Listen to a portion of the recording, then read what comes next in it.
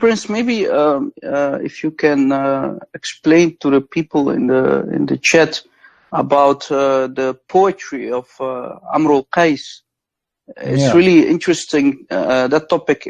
Maybe you can show them also. If you Google it, you can find a picture exactly from the text of Amr al-Qais, who was a couple hundred years before Islam and before Muhammad.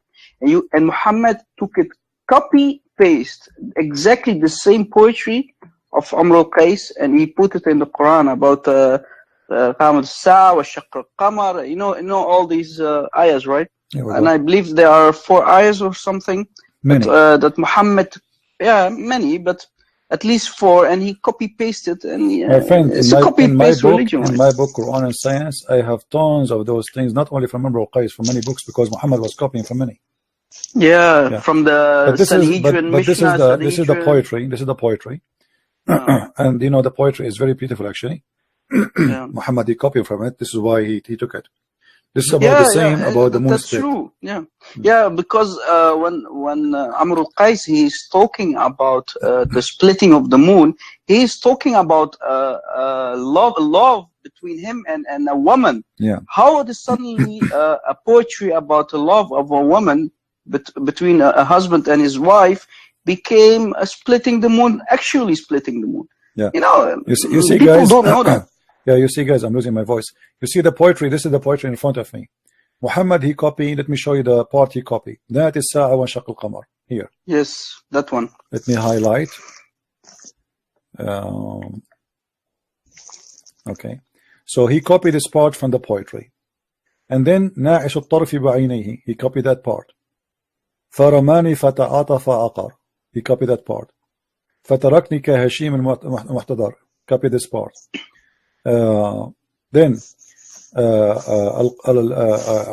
عدد الأقمار يسرى في الدجى. Here, into this part. And نوركم شيء زهر. This part. And then he continue. I mean, he is copying exactly word by word. Exactly. This is a love story. It's a love story between a man and his wife. And we know about the history of Amr al-Qais, Christian Prince. He was like the Romeo, basically the Casanova of his time. He was writing poetry, and he was loved by many women in his lifetime. You know, he was like Hugh Hefner, right? Anyway, but you know, at that time, you know, and by the way, he was supposedly Christian too.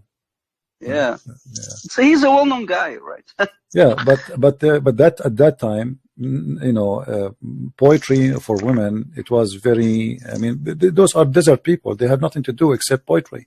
They speak poetry. They don't even talk language. They, you know, they speak to each other at poetry. You know.